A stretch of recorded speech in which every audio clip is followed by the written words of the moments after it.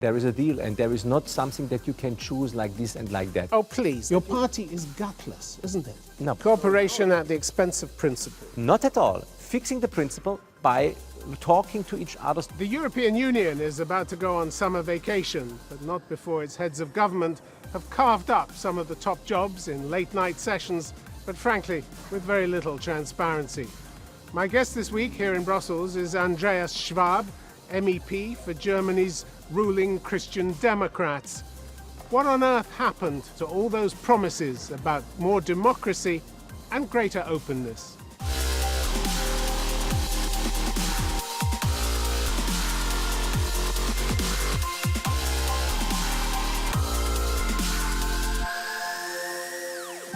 Andreas Schwab, welcome to Conflict Zone. Nice to meet you, Tim. Europeans were told that the elections this year, there'd be more democracy, more transparency. It didn't work out that way, did it? Why not? No, I don't agree. I think 200 million people that have been participated in the election is a very positive result. The top jobs were carved up in a kind of backroom stitch-up that people were told wasn't going to happen again. And it did, despite all these promises. Why?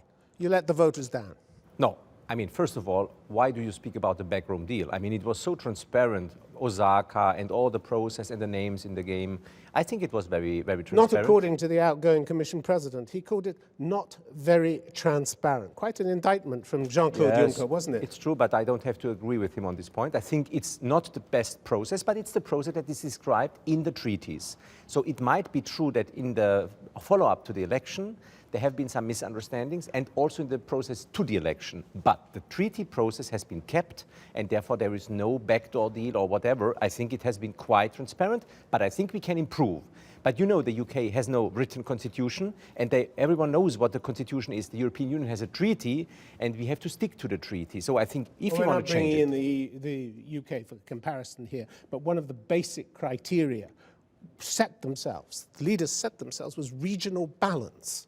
And all four of the top EU jobs went to people from Western Europe. France and Germany shared the two most important jobs, Commission and the ECB. Why?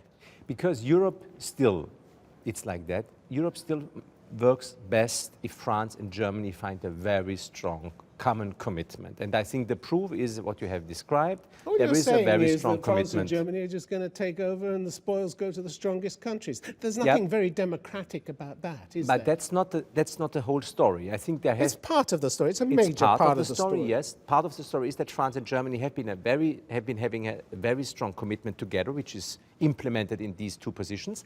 But as well, there was a very strong commitment of the Eastern Visegrad states that wanted to ban another candidate. They had a rather destructive approach to the process, and they were also successful because Mr. Timmermans is not the Commission President.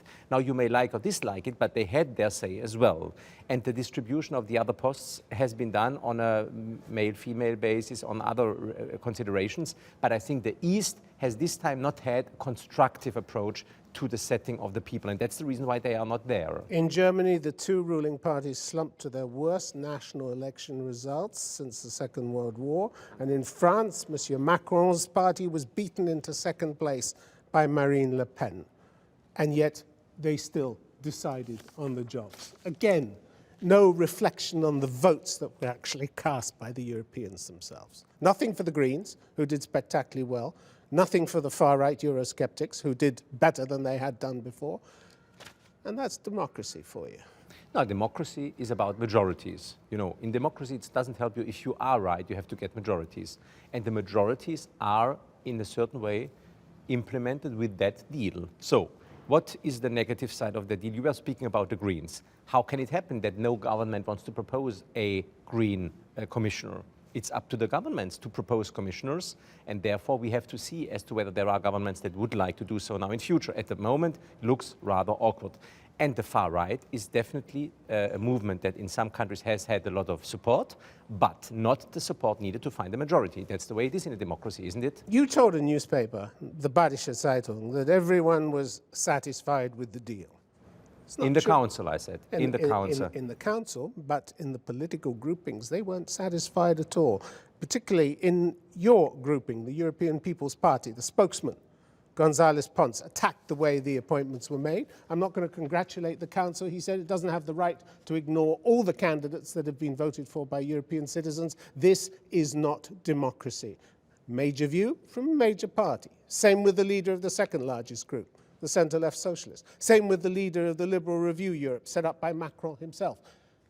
Nobody else was sad. The leaders may have satisfied themselves with their late-night sessions, but certainly not the parties. I mean, there is one point where I would not agree with. It's still very clearly democracy. But the fight in democracy is between Council in this time and the Parliament. And the Parliament was not strong enough to go for a real fight and to win it with the Council, and that's the truth. But it's democracy, and it's the line of the treaties that has been followed. So I think we should not overdo it. And the complaints you dismiss as crocodile tears. No. It doesn't help crying crocodile tears. We have a fundamental problem in the EU to which no satisfactory answer has yet been found. There is actually a perfectly satisfactory answer, and that's to listen to the voters. Yeah, but the voters, if you listen really to them in a lot of member Significantly failed states, to do.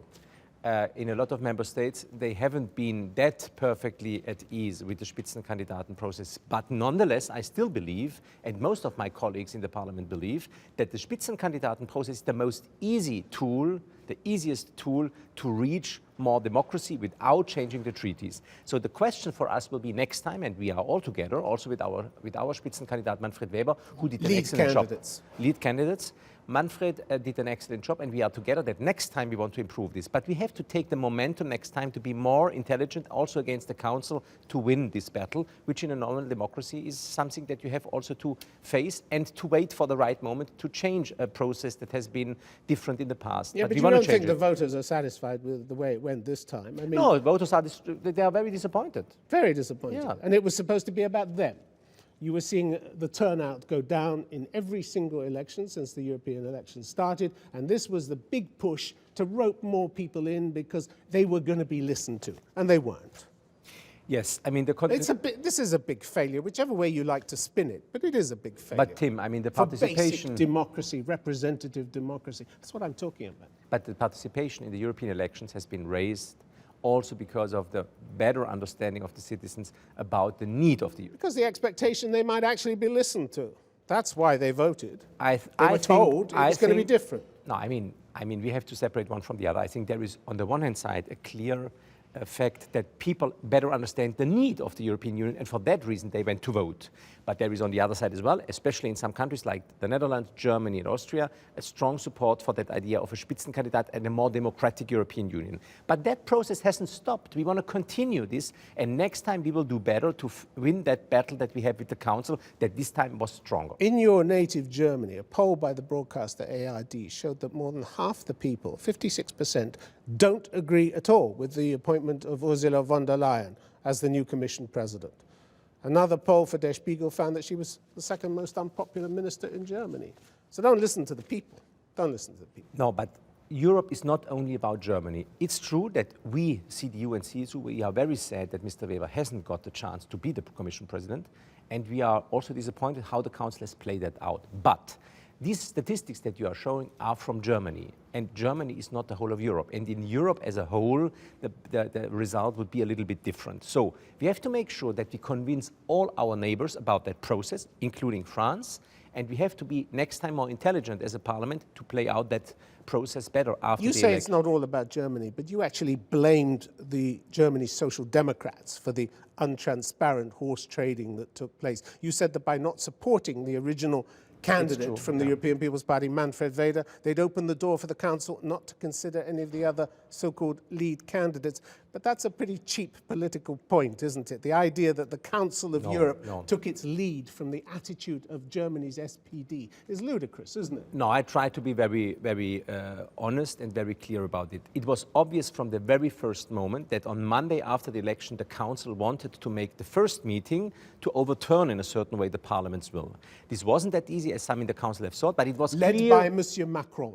And others. He was never going to accept Manfred Weber. And others, not only him. So don't blame the SPD.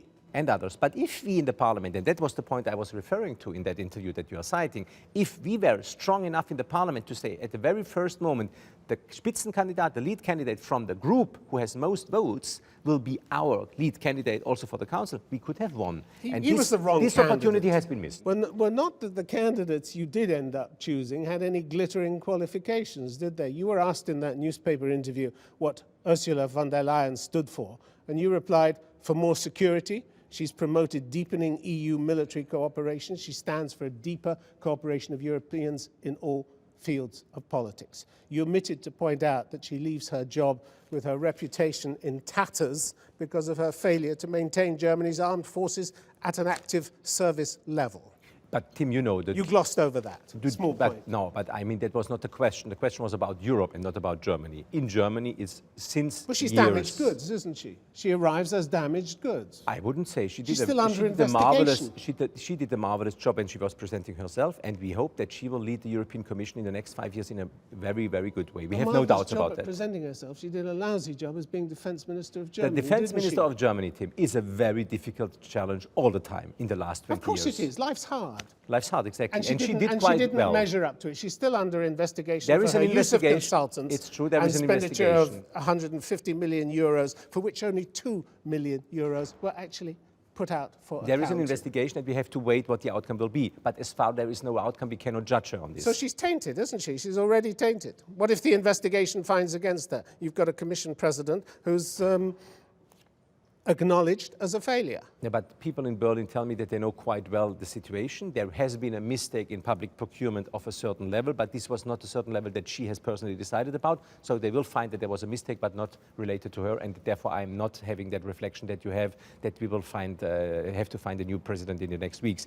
I think that the decision we did was the right decision now, because Europe has so many problems. We have to face them. We shouldn't talk for long about the process and complain. We should now take the next challenge, and for the next election, we have to make sure that we do it better. Von der Leyen's record is positively stellar compared to that of Josep Borrell, isn't he? I mean, the Spanish foreign minister that you confirmed as the EU's foreign policy chief, a man who was fined last year 30,000 euros for insider trading of company shares in 2015. Was this really the best you could get? I mean, in a package deal, Tim, you know that there is a package and there is a deal, and there is not something that you can choose like this and like that. Oh, please. Among 27 countries, you couldn't find somebody who hadn't been convicted of insider trading? Does that not matter? It's like parking tickets. But wait, Tim, we have been voting about Ursula von der Leyen as a president of the European Commission. And now all the commissioners, also Mr. Borrell, who will be probably the High Representative, they will have to go to a hearing in the Parliament. And we will grill them. We will ask them all the questions we have. And if they are not up for the job, they will not find a majority. So wait for the Parliament to do its job. I think we will check that very well, what these people that are presented to us have as a so capacity. You're happy about this, his nomination, though? You're happy I'm about happy it? about every nomination. Why? But the Parliament will check these people. Are your standards so low that a man who was fined 30,000 euros for insider trading is the best person that Europe can put forward for its top diplomat? Really? I think. Tell me that. Tell me that's true.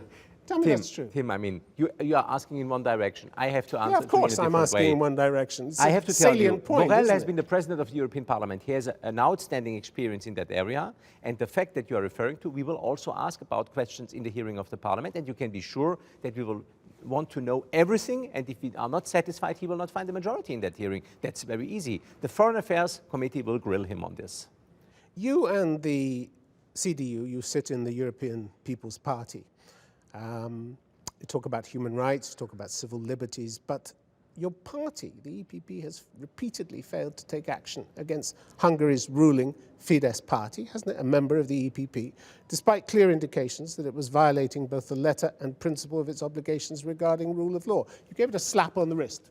You suspended it. No, but that's it. No, we have been speaking. But Tim, you know that we have been speaking very clearly with Mr. Orban, that we have in a certain number of areas not been satisfied with his approach to the rule of law. We have been and all you did was to suspend him.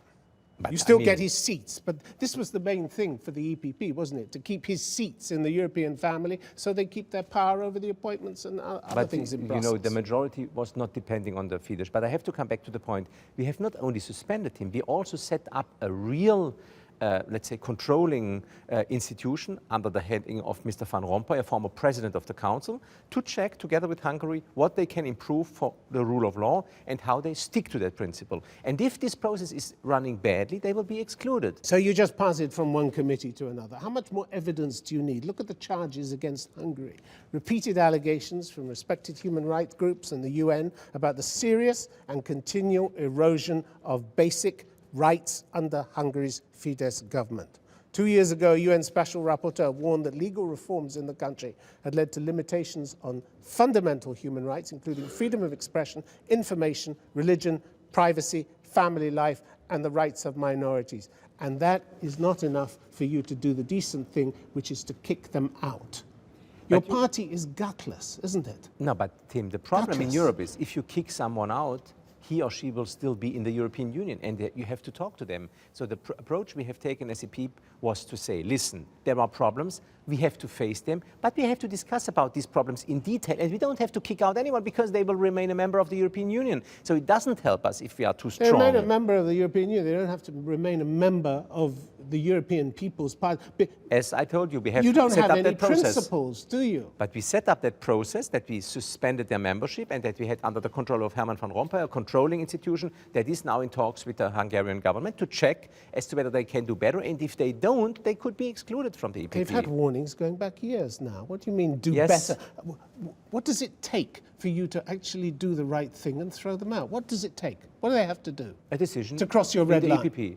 What And do- the decision in the EPP. They don't want to make a decision. They've delayed, and delayed. But That's all they've the done. challenge we are ahead of is the following. We have been seeing also in the nomination process for the President of the European Commission that the Eastern states are rather again regrouped by national ideas than by European ideas. And that's a problem because if we all kick them out, they will not be more European. They will not be more sticking to these principles that we want to defend. So we have to talk to them why we believe that these principles are essential, and we have to convince them that if we do it together, it's better for all of us. That's a burdensome process, and sometimes it's You've been also trying not to easy. do this for years. Tell me, Mr. Schwab, what is actually more important than preserving the basic rights of European citizens, rights that have been continually threatened by the Fidesz government over and over again? What is more important to you than that? The rights of the citizens are the cornerstone of the European Union. There Yeah, is well, no you're doubt. failing badly to protect them in Hungary, aren't you? But the EPP is not responsible for the situation in Hungary. We have to deal with the Hungarian government as a European Union, as the European Parliament, and we within the EPP have to deal with the Fidesz party. But these are two different areas. We in the EPP, we made a very clear decision in front of the election that we want to suspend their membership. But we said we want to stay in touch because the problems have to be fixed. They cannot be just You can excluded stay in and touch, ignored. pick up the phone. You don't have to have them in the middle of your party. But then you have another discussion if you have them out of the party. Then it's a rather procedural approach. And then you have. might lose their seats. We and you wanted wouldn't to- really want to do that, would But you? these few seats haven't decided about a majority. You know that exactly, that the majority has been built differently. So that's not the point to discuss about now. No wonder people in Europe are dissatisfied with the way business is conducted here. Pew survey in March showed that Europeans view Brussels as inefficient and out of touch. An average of over 60% said the EU does not understand the needs of its citizens. You clearly don't seem to prioritize human rights and fundamental rights over your procedures and, But- as you put it, talking But- to a but party frankly that continually speaking- violates its obligations. Frankly speaking, the problem of these statistics is that if you ask people where their wealth is coming from, they won't say that it's part of the European Union idea of open markets and the basic freedoms in the European Union. The problem is that is a fair point. The European Union has a difficulty to communicate what we are all about. And we are all about cooperation, even in fields of difficulty. And these difficulties we should not try to fix by throwing Cooperation out. at the expense of principle. Not at all. Fixing the principle by talking to each other and The explaining principles are why the principles are non-negotiable. there. Mr. Schwab, your party at home, the CDU, has plenty of soul-searching to do at the moment. Historic losses in the European elections, down more than 6 points from 5 years ago. And the party looks as though it will face a further drubbing in regional elections later this year. We've got Saxony, Brandenburg, Thuringia coming up. Why has the CDU so visibly lost the trust of voters, particularly the young voters? The first point is that our result in the European election was much better than a lot of people have expected. But it's true that we have to fix the Just challenge. because it was better than expected, it was But worse. it's part of the truth I as mean, well. you can spin this any way you like, but you're really clutching at straws here, So aren't the point is, Tim, the point is that stability, as the CDU is at the moment working on together with the SPD in a big coalition, is a very burdensome concept, which is not easy to be explained to the public in difficult times. And we had quite difficult times. You massively lost among Absolutely. young voters. Annegret Kramp-Karrenbauer has admitted it. And the point with the young voters, there are two issues where we have to work harder, and this is the climate change, and this is copyright. And it was obvious that these processes, both before the European elections, haven't been something that young people felt close to the CDU. But we have understood the message, and we will work hard on it to improve it. Your problem is that you're badly split also about what to do about the far-right AFD party, aren't you? No, we are not split about that. It's You very have a liberal obvious. group, you have a centrist camp, you have the hard conservatives that we all the time of the have. Werte Union, the union of values. But I mean, these are few people. And you have people suggesting that you actually, at some point, break the ban and go into coalition with the AFD. But this is in one land in the east of Germany where some people are saying this, but the clear position of the CDU, That would open the floodgates, German-wide, wouldn't it? the clear position of the CDU, German-wide, and we have even party congresses resolutions on this, is that we don't work together with far-right people, and there is no discussion in the CDU about that in principle, not at all. And therefore, this is not a point that you should really be concerned about. There is no discussion about that. What But people should be concerned about is 14 years of CDU power, which has seen a huge surge in right-wing radicalism on the streets of Germany, in social media and legislatures around the country, as well as, according to domestic intelligence, 12,700 right-wing extremists capable of violence on your streets. That's something to be concerned about in Germany these days, isn't it? Yes, but for this we have federal institutions that go behind these people. And the point is, and that was Their the first record part, isn't great, is it? The first part of your question was that why the situation in Germany is at the moment politically as it is. And it's very clearly that grand coalitions have all the time had, in the middle of their times, difficult public appreciations. You blame it on the because coalition. You took your eye off the ball of security. But that's the key question we have. That's the key question. And the point that you were referring to with security, it's an issue where on the right wing, not only in Germany, Tim, and you know that very well, populism is rising. And that's a challenge we have really to have a very close eye on. But we have in the German Federal Republic institutions that go behind these people, and I have no doubt that they will do their job, even though there were some concerns in the last years. There were more than concerns, weren't there? A parliamentary committee reported that major mistakes had been made by the authorities. Is that supposed to give people confidence? What's happened since those major mistakes? I'm talking about the National Socialist Underground, which murdered 10 people, most of them immigrants. Documents went missing, evidence was destroyed. Should that give people confidence? No, I think what should people confidence is the fact that this has been very transparently discussed in a parliamentary committee, as you have been saying. Also, the institutions have done their changes that were needed to this. And these institutions have the task to fight radicalism on the right and on the left. And I have no doubt, especially after the experiences they went through, that they will do that with all the power they have. And that's what politicians and the society asks them. There can be no doubt. We can't leave Brussels without a mention of Brexit. British newspapers suggesting in the last few days that there are new overtures being made to Boris Johnson. This after the European Union has stressed repeatedly that there is no reopening of the withdrawal agreement. Is the EU in the process of blinking at the 11th hour? No, we have said, and Ursula von der Leyen has repeatedly continued to say this, we want to stay friends with our British neighbours. That's not easy in the current political debate, especially not easy in the current debate in the UK, but that's the principle we want to stick to. But it's obvious that the treaty that we have been negotiating, Barnier and the May government, is the treaty that is on the table. And if... Yeah, but you have new people now coming into the EU and you have new persons coming into the British government. But the principles behind that treaty don't change. It's only the people that change. Why are five European countries, including Germany and France, allegedly making contact with Johnson in order to see what chance there is of a new deal? You know, as I said, the principle we are having all together, and I think it's not only these 5 countries, all countries in the European Union want to stay friends with our British neighbors. So the point is that the basic principles of the treaty, they are there, they cannot be changed. But for sure, we have to stay in touch with Boris Johnson and whatever other candidate that may win this battle, because we want to make sure that in the long run, we stay friendly neighbors. We will always be there close to each other, and we cannot afford a situation where we are in a bad mood hanging around together. We have to face the future together, even if the UK Which means wants a to new leave. overture from the EU, doesn't it? Otherwise, come October, you will both the EU and Britain, will reach a scenario that none of you wanted. None of you wanted. Crashing out without a deal. Exactly, that's Doesn't say your much. presumption. Doesn't but who say knows? much for No, the but last 3 years. It's your presumption that there will be maybe a crash out without the deal, but it's not said. The deal is on the table, and the UK and the next Prime Minister can still subscribe to it or make propositions how we can improve it. But Despite what they've said and despite what the EU has said as well. change, Tim, that's obvious in politics. You can, in politics, discuss about everything, but you cannot change the principles of the treaty. They must remain, and the principles of the treaty are the basics of that treaty. But what Boris Johnson or whatever candidate wants to do, we have to see when they are in office.